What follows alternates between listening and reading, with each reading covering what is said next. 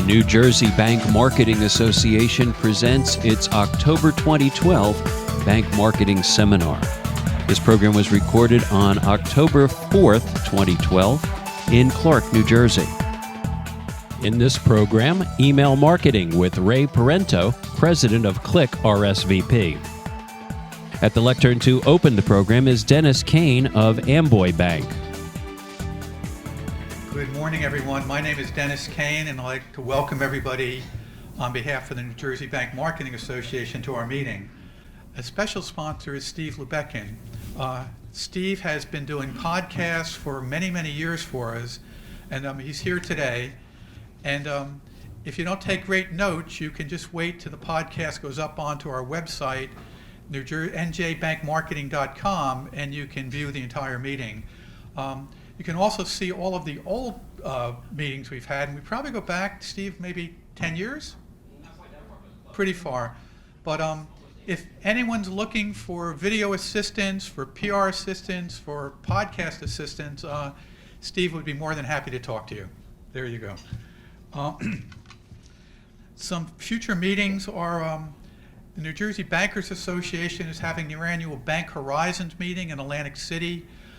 This is the third year that it's been in Atlantic City, and it's going to be in the Tropicana on November 2nd. If you want any details about it, you can visit the New Jersey Bankers website. They get close to 500 people down there, and it's really a great meeting. What I'd like to do now is turn the meeting over to Darren Cafano, who will introduce our speakers. And since we don't have a mic up here at the podium, I'm passing. Good morning, everybody. It's my pleasure to introduce the first speaker, Ray Parenteau. Ray Parenteau has been involved in financial marketing for more than 20 years. As founder and president of ClickRSVP, Ray has been instrumental in introducing and leading the adoption of email marketing by more than 200 financial institutions, ranging from 200 million community banks to 60 million super regionals. Ray is a frequent contributor to financial marketing publications and conferences, and is considered an authority on best practices for financial email marketing. He is a former director of the ABA Marketing Network, New England chapter, and when not engaged with client and product development at ClickRSVP, Ray enjoys family time as well as performing and attending live music events. I'd like to welcome Ray.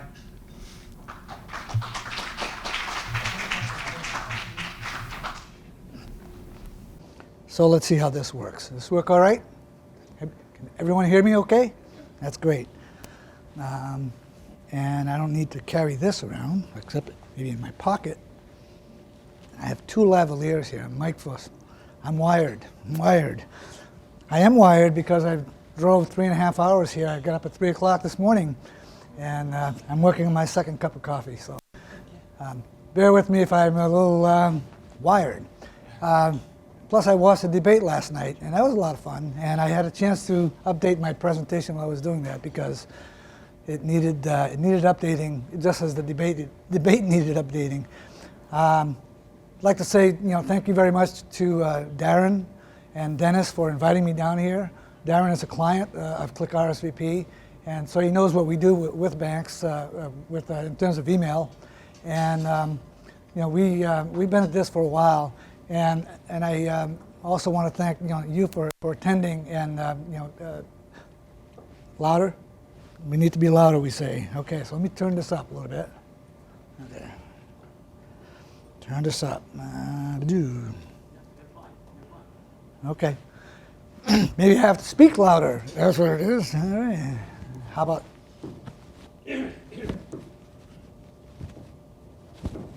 How about this? A little better? All right, great, thank you. And I also want to congratulate the Yankees because they won, and as you know, the Red Sox did not. This morning, probably Bobby Valentine is looking for a job, so if you're looking for a PR spokesperson, you probably can get him. But the Yankees, the class of the league, and they've done it again. And all we can say, we have a Yankees fan in our office, and he's proud as anything. And all I can say is, you did it. So if you can do it, you got it. So, and I guess what I wanted to say is that when I came here and saw the program, I saw direct marketers being on the program. I also saw the U.S. Post Office being on the program. I'm here with email, and I'm saying, should I wear a flak jacket? But I have not come here to bury direct mail. I've come here to praise direct mail. I brought some samples. Here's for instance, there's a magazine called Media, and it's all about online media, but it's sent to you via print. OMA, Online Media Awards, sent to you via print.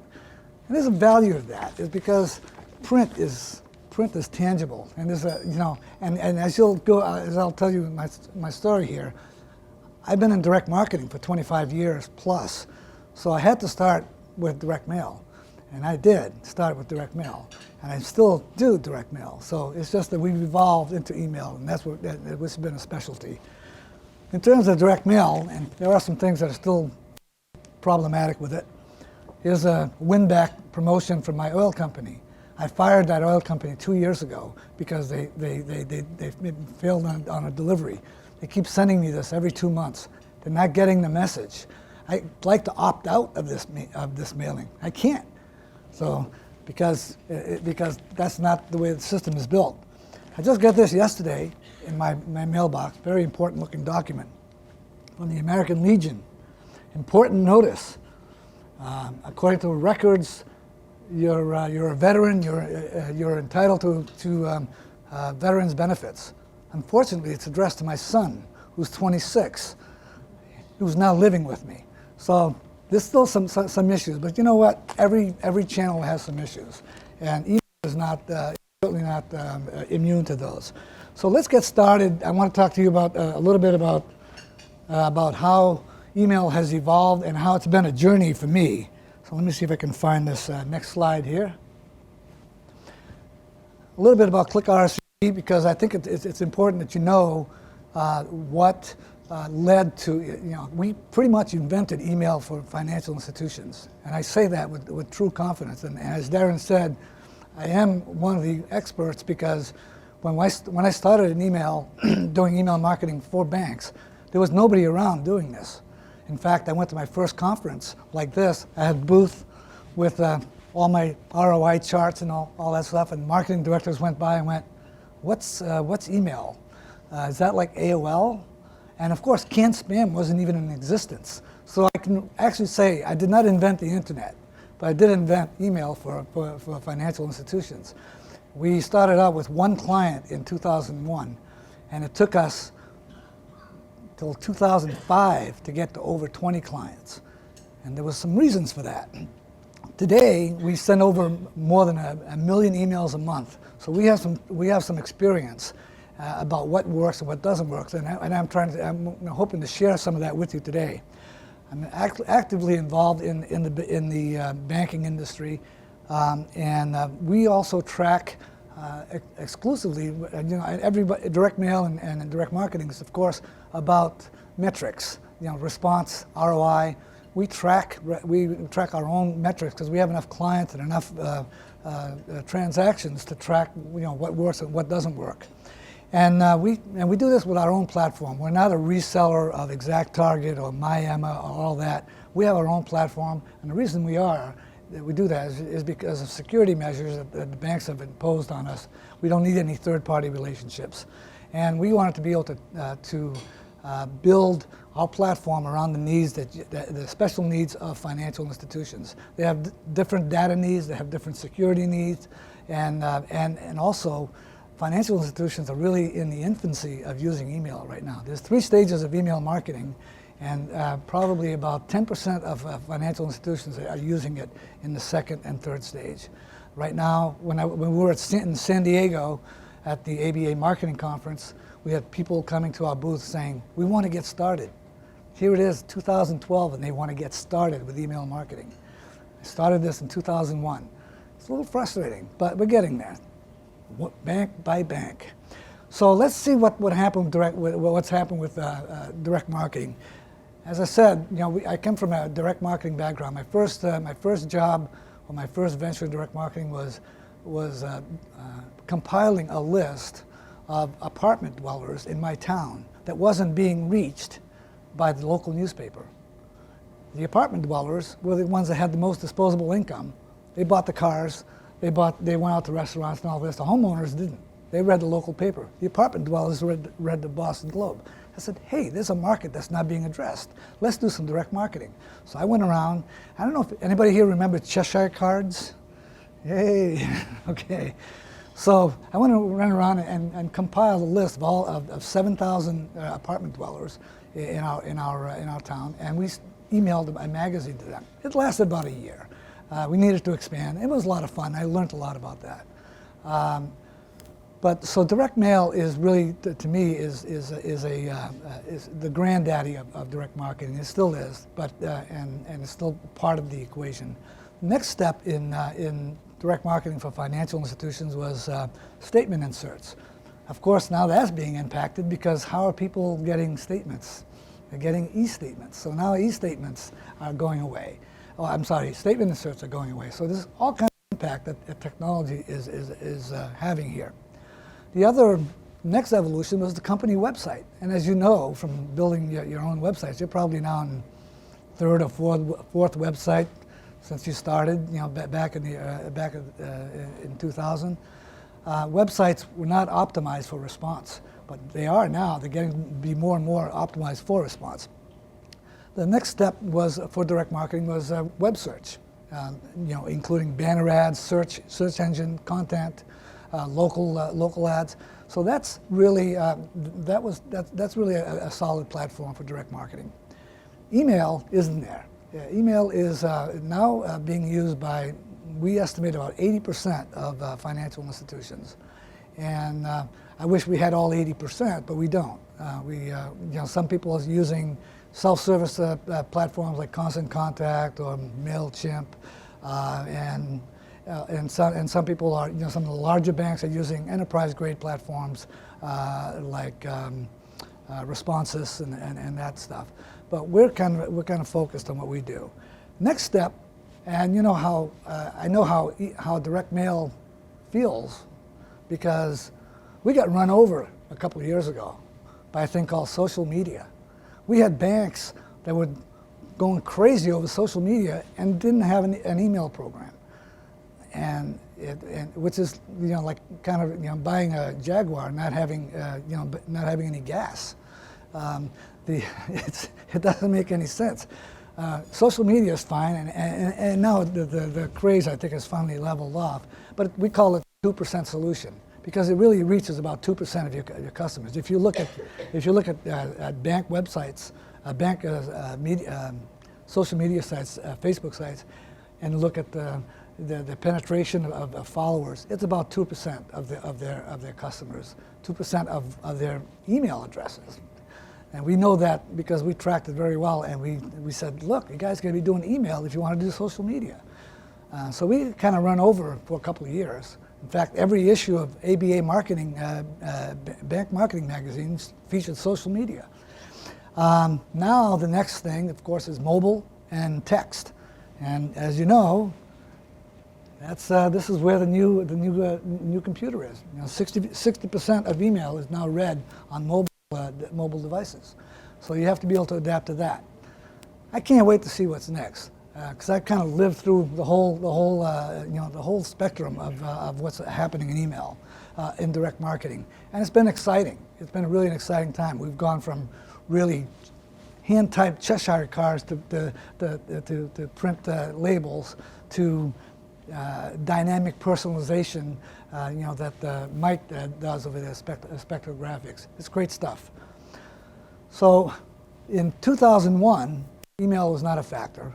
2005, nice to have when we talked to customers. And by 2009, people were saying, we should have email. And now it's like, we must have email. And the reason being is because your customers are online, and the way to reach your customers online is through email. Email is becoming, and some of you who work with IT will know this term, a system of record. Just as a physical address is a system of record for your customer, an email address is a system of record for all your online communications. E-commerce companies don't have that problem because that's their system of record. They don't care where you live. They just want to know where your email address is. You need both. And that's what we're talking about here. You need both email, direct mail, and all your channels really kind of working together. So why is email different for us? Well, obviously security is a big issue. You want to make sure you're not involved in supporting any phishing issues. Trust. You have to get your customers' trust to open and receive emails. So that's part of a program and education and content. You have to use it to build your reputation. If you send spam, you will get a bad reputation. If you not only with the people that deliver your mail, but with the people who receive your mail, your customers. And if you have a bad reputation, you've lost that channel, which is an important channel to keep. You need to have a reliable customer contact at the electronic level. So keeping emails current is a very important strategic need. And we work with banks. One of the things that we do is we really work with banks to make sure their lists are clean and their deliverability is at the highest level. You can also fulfill product requests. We have clients that have forms on their website that when they request a rate sheet or an application, we automatically fulfill that request for them via email. So email is basically a very louder. Okay. I'll keep coming up with this. Maybe I can do this, but I'm on camera, so I can't really do that. The other problem is that until recently, email has not been, gathering email has not been a core institutional process. I mean, when I first started in email, I went to banks and said, where do you store your email addresses? Oh, they said, well, in address 7. Address 7 of the address field.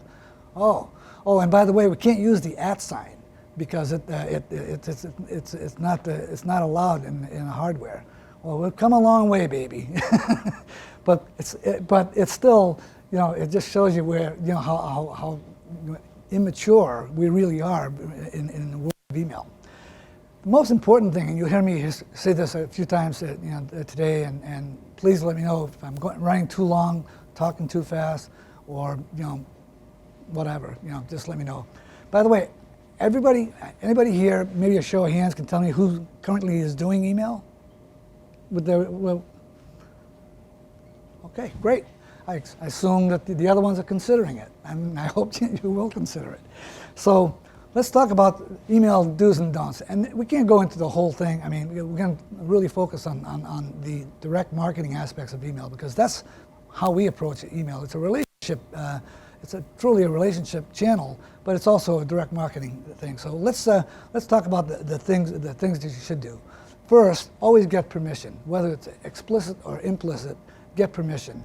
That means you're working with customers, not prospects. When someone gives you their email address, there should be some kind of oral or written disclosure that they may receive some email. By giving you their email address, they're implicitly saying, yeah, you can send me an email. But what that's not saying is you can spam me. So you have to get permission and set expectations. Always honor opt-out. So you have to make sure, and this is for compliance with canned spam, you have to make sure that all your emails have an opt-out clause that works and is proven to be working. Keep your lists clean because if you don't, it will affect your deliverability. Right now, the way the ISPs, the Yahoo, Gmail, etc., triage your email is whether or not your lists are clean. So if you're sending something to Yahoo and 10% of those email addresses are bad on their system, they're saying, hey, this guy's a spammer, and they're going to put it in a gray list. So you have to keep your lists clean. And the way you do that is you keep mailing, and if someone changes their email address, you change it in the system. So and there's a couple of ways of doing that. Typically, it's core down to the email system, core MCIF email provider.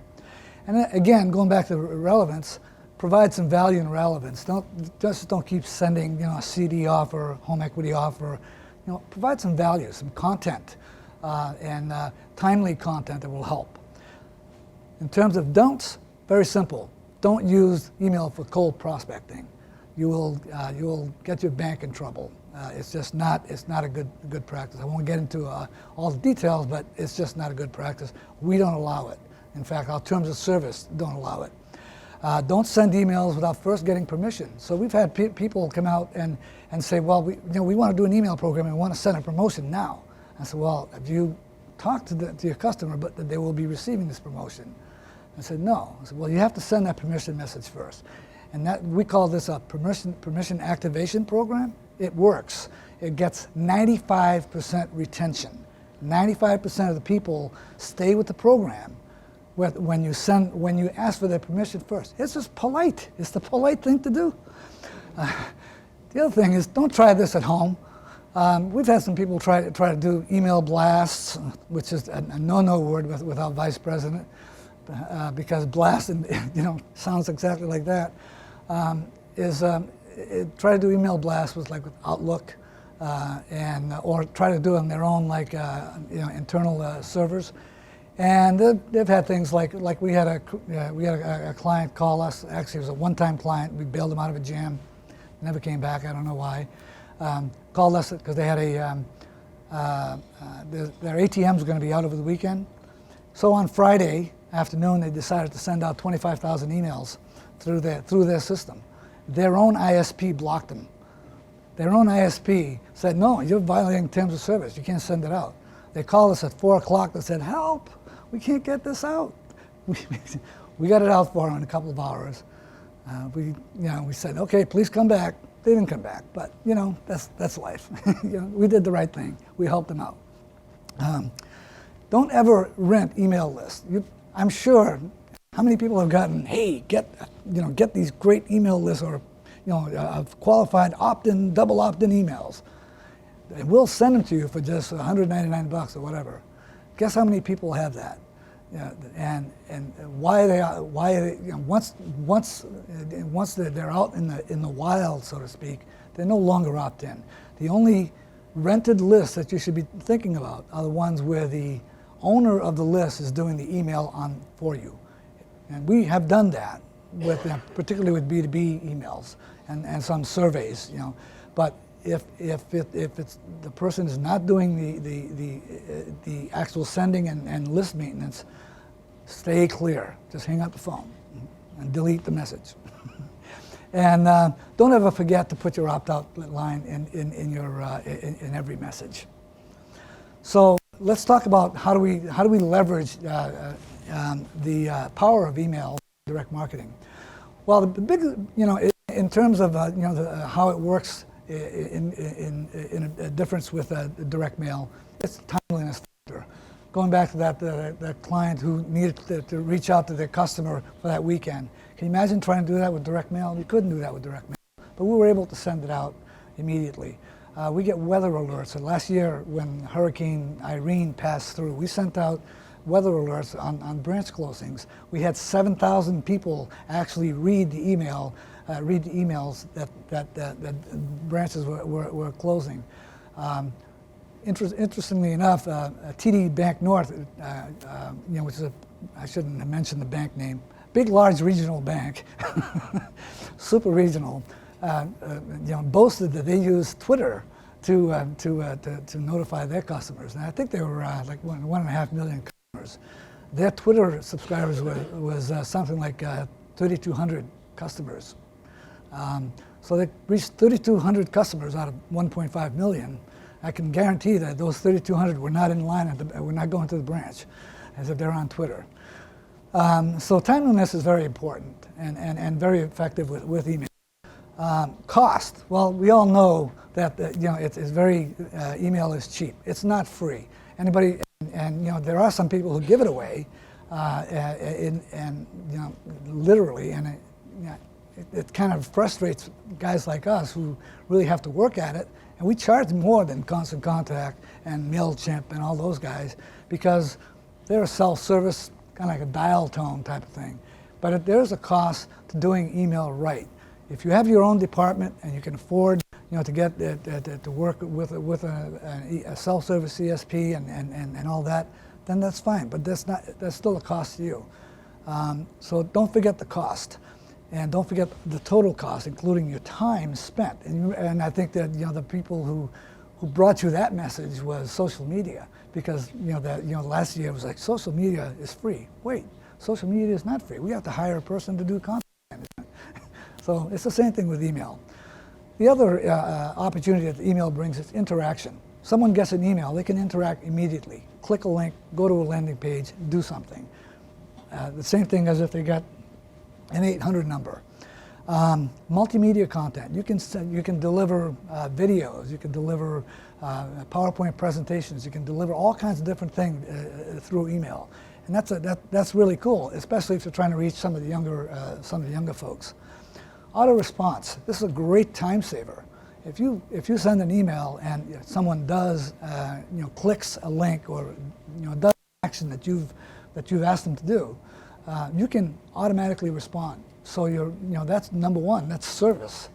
So if someone says, I asked for this and you sent it to me right away, that's great. That's actually a service benefit. But it also takes a load off of you to have to craft an email and say, okay, yeah, we'll send that to you, right away. Thank you for calling. The other thing that I really like being in direct marketing is is offer testing. And some of the scenarios you can do with email. Let's say you have 10,000 email addresses, and you want to test a subject line, and or maybe an offer for what's going to work. You take 10,000, you take 1,000 out of the 10,000. You send 500 version A, 500 version B. In 48 hours, maybe less, probably 24 to 48 hours, you have your results. You know which one's going to win. So you send the winner. And you've saved, you saved yourself a lot of time. We did this recently with a client who's doing surveys. He wanted to see if putting an offer for a drawing for a $100 card was going to provide lift. Remember lift? Direct response, lift? Yay! Well, we could have predicted that. 2 to 1. If you offer an incentive, 2 to 1, it was a lift. So guess what? We're doing surveys with a premium offer.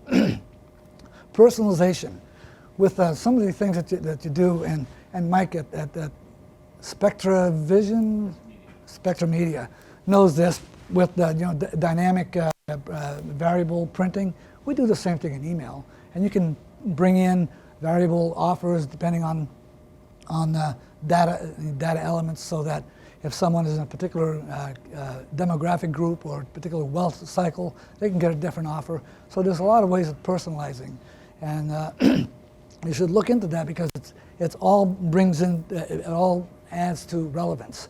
The more personal you are, and I don't mean by saying "Dear Joe Parenteau," is more like making sure that if you're talking to a senior citizen, a boomer like me, you don't want to see some kid on a skateboard. You may want to see somebody on the beach with a Corona. That's what I want to see. The other thing, and I know Mike's going to talk about this, is integration plus integration, and this is how you leverage it. And the reason I say plus is because you can integrate email with your systems, so that when things happen, in your financial transactions, you can trigger things. Triggered emails, I'll pull all kinds of emails, other campaigns by like 5 to 1, because they're driven by an action, by something that the customer has done. So you need to be able to integrate your email program with your MCIF, hopefully with your core system, so that you can generate action lists of people. Hey, these are customers who have made big deposits or big withdrawals. So basically you can use these to send triggered emails. The other part of it is about channels. Reach 100% of your customers with email. We know that. You're going to reach maybe 40 to 60, 70% of your emails, of your customers. It's not going to be 100%. 2 years ago, we had a nice little regulation called Reg E. Remember Reg E? opt-in, overdraft, debit card overdraft, opt-in. We got involved in that. We saw it coming, and we knew immediately that email was not going to work by itself, but it was going to create a good set of cost savings. So we created a five-channel program with Fiserv. We worked with Fiserv and created a 5-channel program: inbound call, outbound call, direct mail, branch, and email. All those things working together, and we were able to meet the deadline and get some terrific opt-in rates. But it wouldn't have worked without integration, and that's it's really important to keep your channels integrated. Okay, I'm going to take a drink right now of water. Any questions so far? Am I going too fast, too slow, too loud? Okay, so let's avoid email. Let's avoid some traps of email. Cold prospecting equals spam. Never forget that. Period. Overmailing equals fatigue and opt-outs, and you don't want people to opt out, because once they opt out, they're saying, "Don't email me ever again." That's not a good thing, because they shut you off. You don't want them to opt out. We work very closely with our clients to bring the highest retention possible. We have about a 97% retention rate with our programs. When we send our permission activation message, we get about a 2% opt-out rate, 2.5% opt-out rate. That's when people make the decision, no, I'm not interested. I get too much mail, whatever. And we clean that list there. Afterwards, the opt-out rate is like 0.15%, 0.12% per message. It really is minuscule. Don't forget to add value and relevance again in your email. Just don't send email just because. Poor list maintenance, I think I've said that before. It's very important, especially for your deliverability. The other thing that that you guys in marketing, that I know you have budgets, and with budgets you usually have have to measure effectiveness and return on investment, right? ROMI and whatever it is, ROI. And with email, with probably every other thing that you do with your marketing, you probably have some kind of a budget and expectations.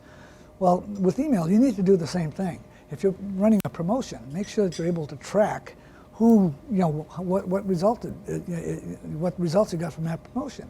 And it's pretty easy to do. If you use certain codes in your pages, it will report back to the home base and say, hey, you sent out 10,000 emails. It got opened by 3,000 people.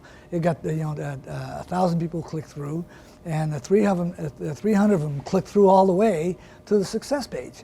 Now, and then you assign a value to that success, whether it be $100 an account, $150 an account, and now you have an ROI. And you divide that by your cost, and there you go. That's why you get some very good ROIs with email. Another thing that that's a common pitfall is not to prepare a message correctly. And this is kind of a technical issue. If you have your agency doing your emails, I've seen some really bad stuff come from agencies, and I hope I'm not offending any agencies there, but make sure your agency understands how to compose emails, because it's not the same as print and it's not the same as web. It has to be, in order for it to be delivered, in order for it to render correctly across all channels, including mobile, it has to be formatted correctly. You can't send the whole, an image. We had a client complaining that they didn't get any opens or any clicks or anything. They were so disgusted with their email program, and they were wondering why they were even talking to us. But they needed to get something going. So I said, can you send me what you sent last time? What they were doing, they were using Microsoft Publisher to build their email, and then cutting and pasting that into an email and sending that off. That is like, bleh. It just doesn't look right. She was just complaining. I said, well, let me show you what it should look like if you put it in correct HTML. So you really have to pay attention to how it's formatted. Otherwise, it's not going to get delivered correctly. And I still get messages that all you see are blank red boxes, no content. And that's because someone decided to send all images. This is a no-no. Most of the time that ends up in spam folders. And make sure that you get a professional grade delivery. And I'm gonna, shameless self-promotion here. We provide a very high rate of deliverability. It's very important because it used to be with email delivery, the ISPs used to try to identify the bad guys. And that's why they had blacklists, Spam Cop and Spam House, all those guys, They tried to identify the bad guys. Then they realized that that's like trying to get ants out of a picnic. Forget about it. It's much easier to identify the good guys. So the way email gets triaged now, sender reputation. So if you're a professional email sender like we are, like ExactTarget, like all the big bulk senders, they have a reputation with the ISPs. So this is the other reason for not trying this at home, because if you try this with you probably don't have a sender reputation, and all of a sudden someone, the ISP see email coming from this address, they don't know who you are. Bink, it's going in the gray list. So you need a professional grade delivery. Now I'll show you what that looks like. So this is this is a report that we get every morning from ReturnPath. ReturnPath is New York. And you notice what it says, it shows complaint rates. Comcast complaints, Hotmail complaints, sender reputation data, all this. So we get measured every day by the type of volume that we send. The major ISPs look at this stuff. If you're enabled, like you see on the right, status ENA, that means enable. When they see that, they say, hey, that's a good guy. It's like a premium whitelist. So what you want to do, especially sending financial content, you want to get on a sender score program, either through your own efforts with ReturnPath or through your email provider. What they measure are bounces, undeliverable addresses, unknown users, spam complaints, Spam Cop complaints, and now what's happening, and going back to relevance, they're measuring subscriber engagement. You've probably read some of this. Google and Yahoo are doing things like, triaging your inbox for you. So if you don't open an email from a sender for a while, they're just going to say, well, that's not important to you, so we'll just put it in this other folder. So you really have to try to make sure that your emails get open.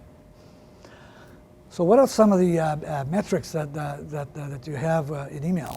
We have opens and views, same things. Those are measured by when someone opens an email and presumably views it. With the advent of preview panes and also image blocking, because it uses a hidden image to track the view, this is kind of a... Okay. With the advent of, sorry about that, with the advent of preview panes, and also image blocking, opens and views have got a little bit more, kind of a relative term. You may want to track it, but they're not an absolute term. Click-throughs are when someone actually clicks on a link in your email. Forwards and shares. These are things, when you see forward to a friend and share this with your network, those are things that are also trackable.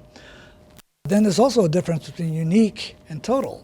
So if someone opens your message 6 times because they're on a preview pane, that counts 6 times as total, but it's 1 for unique.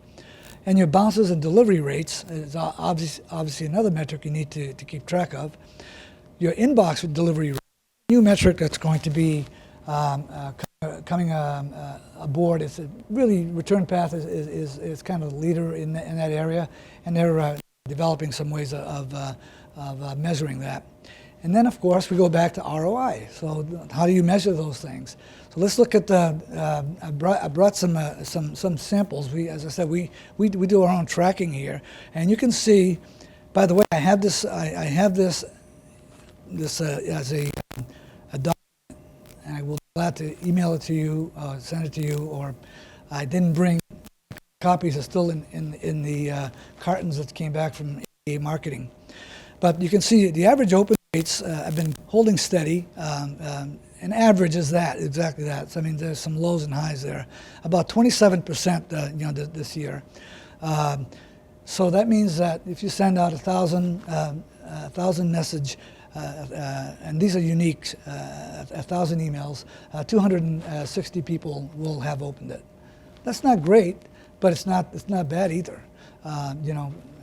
The click-through rate is going up. Now, click-through rate is measured on the people who have viewed. You can't click through unless you've viewed it. So 23% of the people who have viewed the message are actually taking an action. That's pretty good.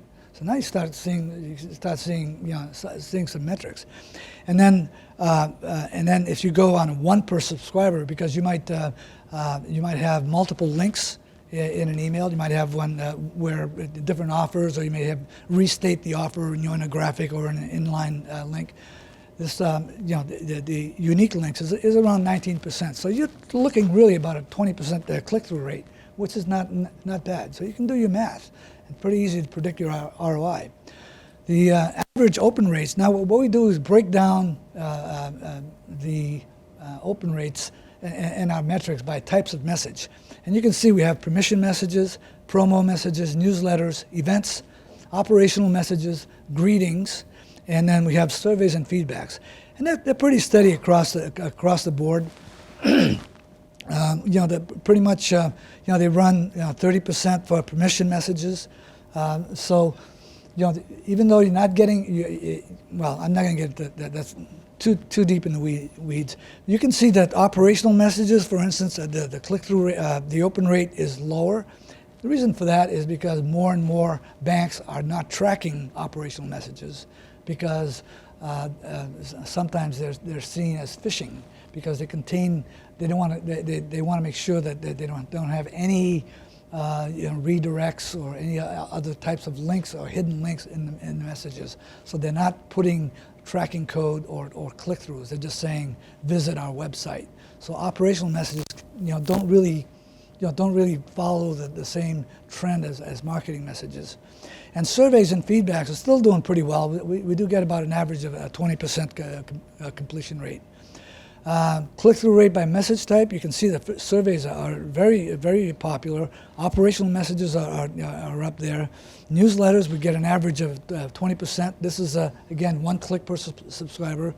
Permission messages, obviously, is on the left-hand side, is very low because there's really no action. There's no call to action except opt out.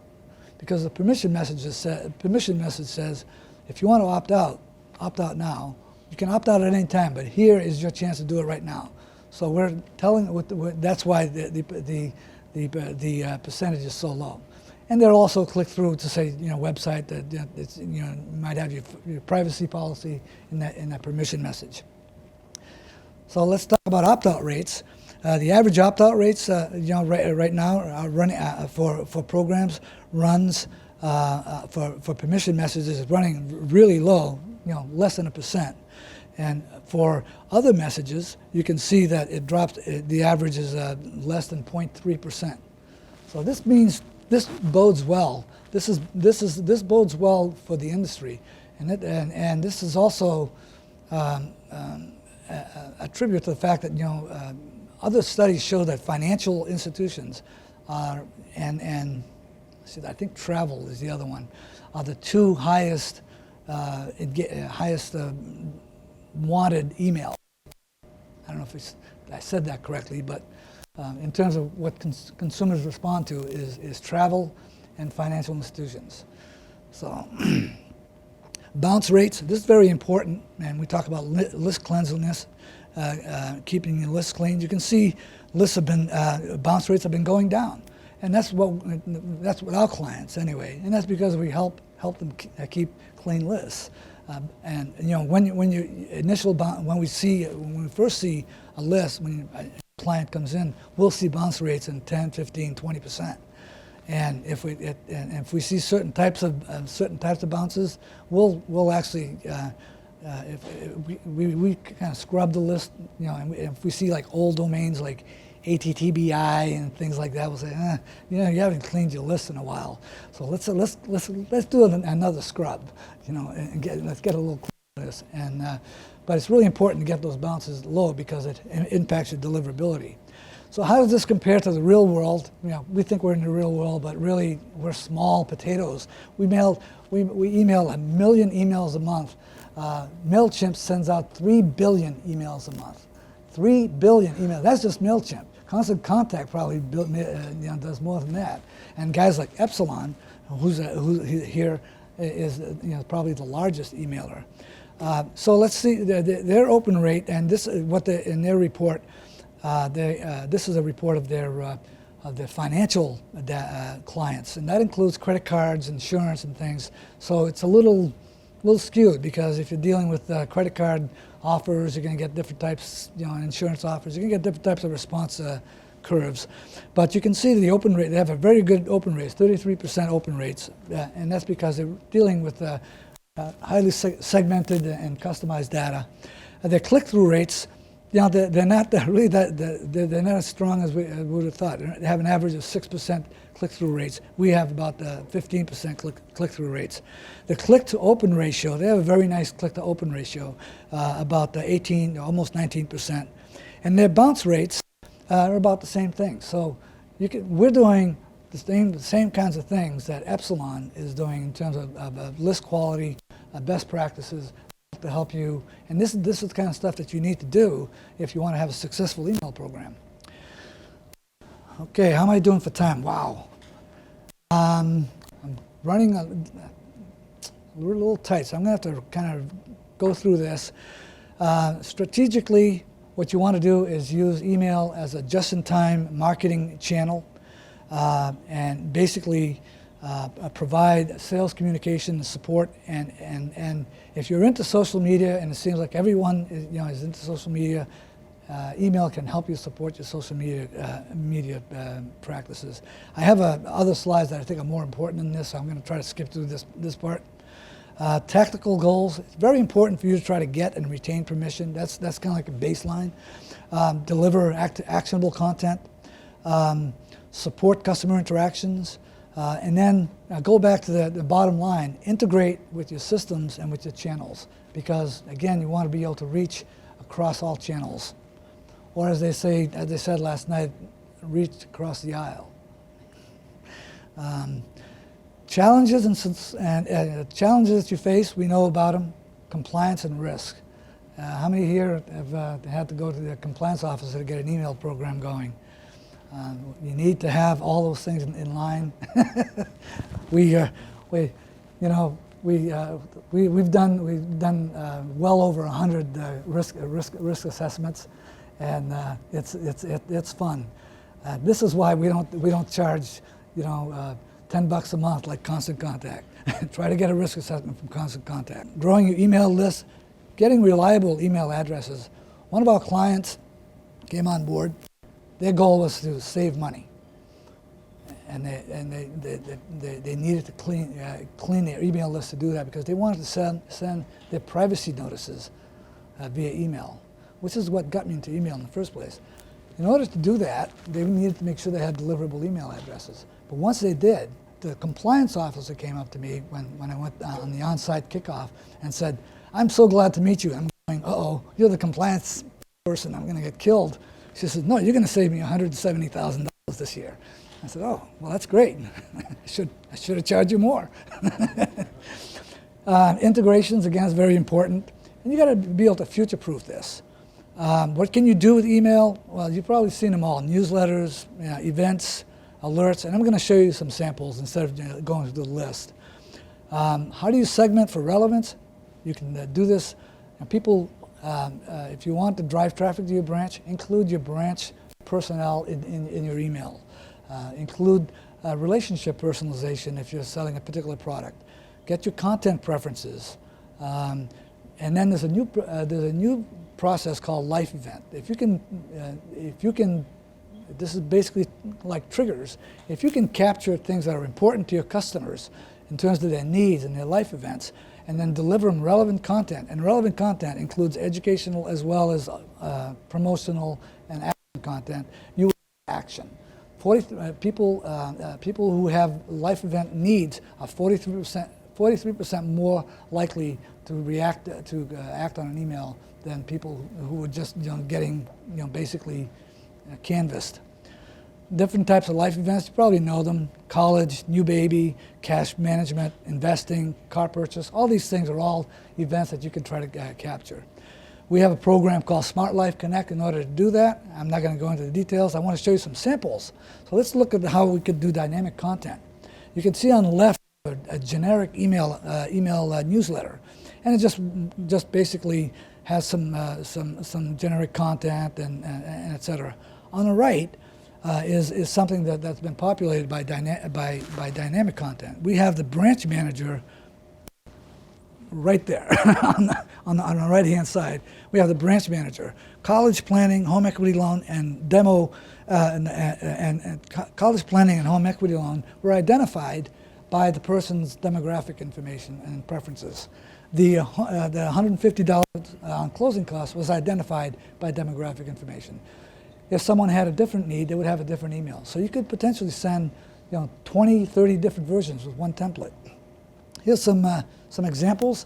Middlesex Bank, you can see here, we have it's sent by this is a $4 million bank.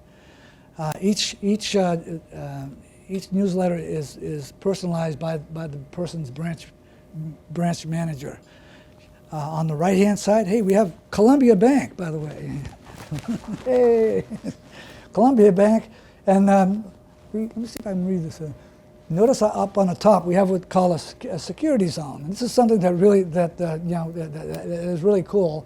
And basically, what that does, it helps identify the message that's coming from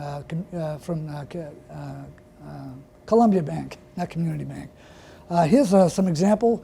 A referral program. 33% unique opens, 74% total opens. So basically a 2-to-1 pass along. So this worked very well. They've done this again. Another thing for e-bank e-alerts, 17% unique click rates. Here's a survey, a chance to win $500. This got a 45% click rate. This is great. If you want some surveys, hey, put up some money. You'll get some answers. Cedar Rapids Bank and Trust did a nice refinance campaign, 62% open rate. Now this was a targeted campaign. It went to homeowners. And it had a 29% click-through rate. This is good stuff. And this is what you live for in direct mail. Bank of Danbury saved $8,800 immediately with this one mailing by converting people to e-statements. And this is great. This is ROI, what we're talking about here. You can see 27% unique click rates. Another promotion with customized by a banker, and here's another one for e-statements, 11% click rate. And here's the cool thing that you can do with email, at least with our program, and I think you can do it with others. If someone clicks through and you say, geez, this is a great program, how can I do it again? You don't want to send the people who click through the same email. That's annoying. So you should be able to do a suppression list, and it's very easy to do with our system. You just say, don't send to anyone who clicked or clicked on the last link. Hey, you're not bothering anybody, and you're extending the life of your campaign. Event management. This is a great.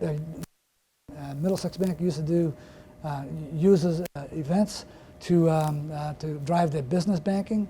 They used to do this in branch and with newspapers and cost them a fortune. It was a total mishmash of effort on everybody's part. They do everything by email now, and their attendance is higher, and everything looks professional. We were able to deliver videos of the conference as well as surveys and PDFs. So I've come to the last slide. Whew, 45 minutes. Wow. So what do you need to do to plan your email program? Well, first you need to assess your goals and your resources and your needs, because they're all different. Your goals obviously are based around what you're looking to do, but you should in order to do that, you need to review your internal email data flow. How does email addresses travel in your organization? Where are they captured? Where are they edited? Where can you extract them? And how much information is attached to them? So you need to be able to take an inventory of that and try to get as much information. Some people just give us email addresses, and that's it. I said, well, do you have any other information, like what accounts they have, any demographics? Oh yeah, can you get that to us? Yeah, well, do it. we can help you. Inventory your existing content. You don't want to go into an email program without a content plan. And the content includes educational content as well as offers and things. And you can get that right from your website and whatever you're doing in your direct mail and your newspaper. Whatever you're doing in your marketing, you can do in email. Optimize your website and your call center for email, because your goal for email is to drive traffic to the website or the call center or to the branch. So you want to make sure that they're ready for the response, because there will be response. I promise there will be response. Plan to measure ROI, because you don't want to do this in a vacuum. So you want to be able to track the results of your campaigns and track in terms of what accounts got open, what's the value of those accounts. And just as important, make sure you get buy-in from all your stakeholders. You'll find out that there are people in your organization that think email is a total waste of time. And trust me, I've heard it. And you'll have to fight that battle. And you'll have to have you have to have the data to fight.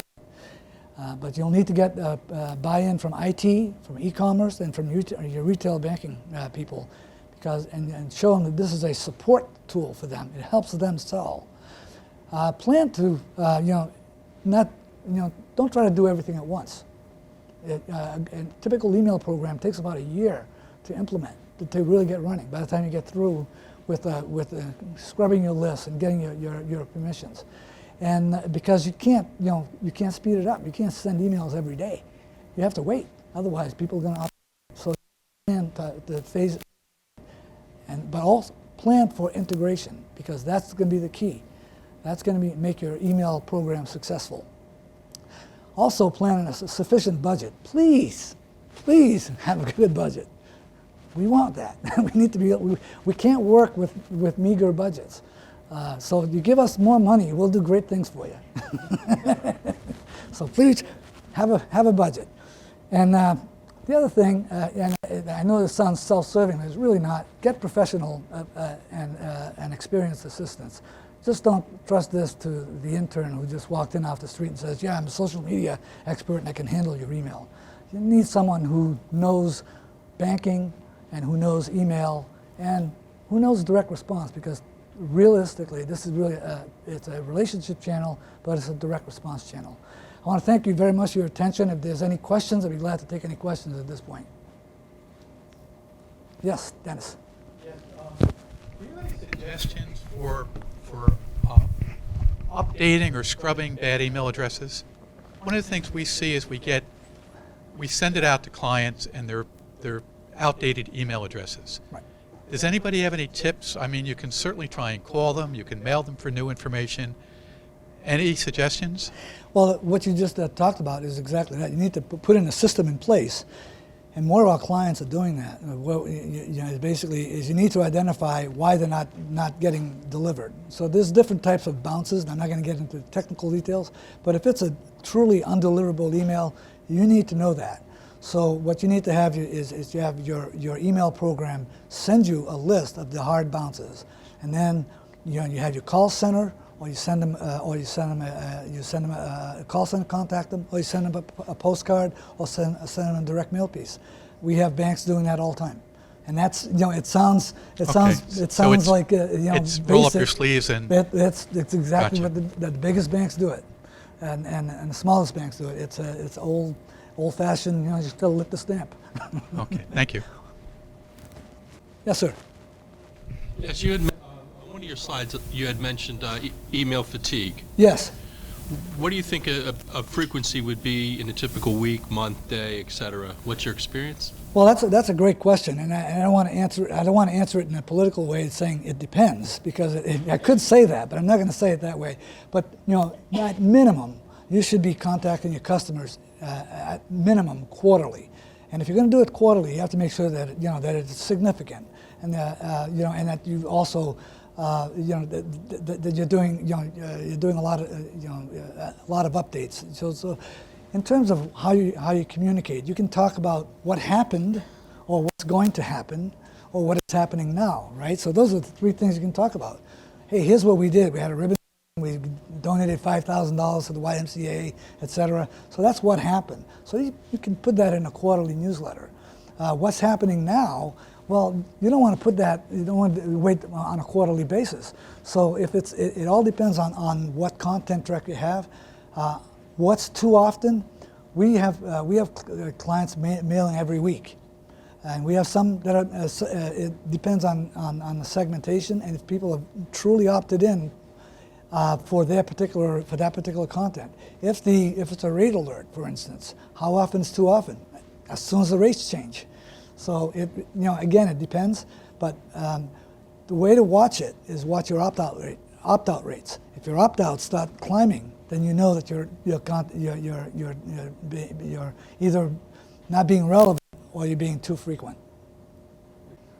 All right. Well, thank you very much, and I really appreciate it. We hope you enjoyed this presentation from the New Jersey Bank Marketing Association. For more information, visit njbankmarketing.com. This podcast series is available for sponsorship. If you're interested, get more information at bit.ly/content sponsorship.